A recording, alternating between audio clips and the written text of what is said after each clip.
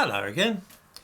I'm sure that most viewers will have seen police departments, hospitals, fire brigades and private companies proclaim virtuously that they seek to reflect the community which they serve. It sounds so worthy, something which only a die-hard and fanatical racist could possibly object to. What is not made plain when talking about this subject is that any increase in supposed fairness to one group of people in this context automatically results in an increase in unfairness to other people. This all comes down to percentages and it's hard to see sometimes what's going on. So to make the point clearly, I'm going to use a hypothetical example so that people can see what I'm talking about. In the English city of Leicester, white people make up 50% of the population. I give a link to the statistics for the demography of Leicester in the description to this video.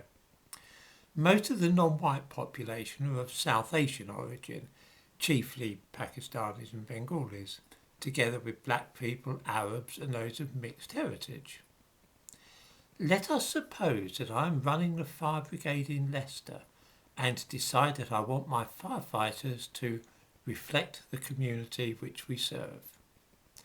This means that in the coming year I shall recruit just 50% of my workforce from white people and the other 50% from black people and Asians.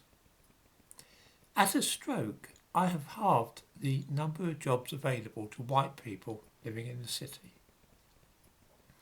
This really is an increase in unfairness.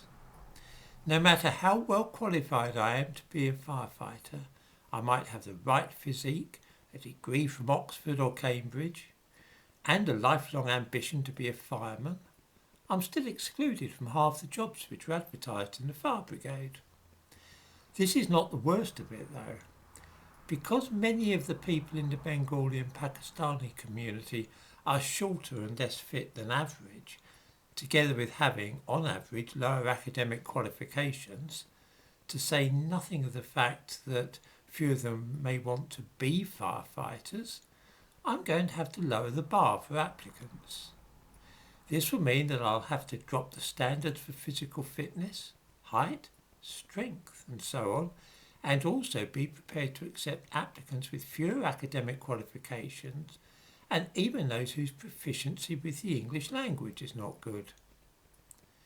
You see where my up-to-date and virtuous intentions have led me. I am now deliberately ensuring that my fire brigade is less effective than it was when the application process was unbiased and open to everybody. I hope that viewers will not think that this is really an imaginary scenario. I certainly dreamt that one up, but it's happening all over the place. I just gave Leicester as an example because it's easier to understand because it's got 50-50 white and minority, visible minorities living there. In police forces throughout Britain, requirements for minimum heights have been ditched because they would not allow many Pakistanis or Bengalis to become officers. In both the British and United States Armed Forces, various benchmarks for soldiers, pilots and sailors, such as the ability to complete assault courses while carrying a pack weighing a certain amount, have been dropped because women are unable to compete on equal terms. Because in addition to ethnic minorities, many organisations now want to have an equal number of men and women. These must not only be in routine jobs, targets are set for women to occupy the same number of important jobs as men. If the women are black or homosexual, so much the better. I mentioned Seattle's Capitol Hill Autonomous Zone yesterday, which was set up after the Chief of Police in Seattle took the unprecedented step of abandoning a police station to a mob in order to, as she put it, de-escalate the situation. The police chief in question was Carmen Best, whose unique selling point when being promoted was that she was a black woman.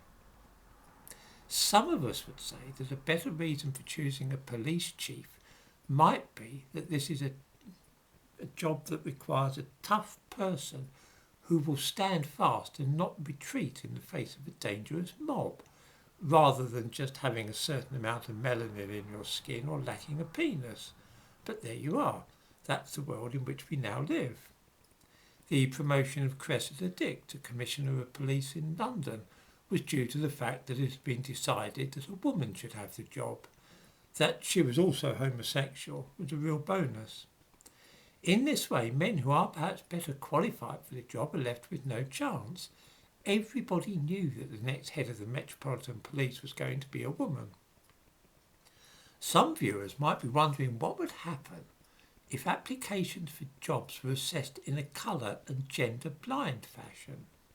Suppose you removed all identifying marks such as names and religions from applications and then simply chose the best ones from them to invite for interview.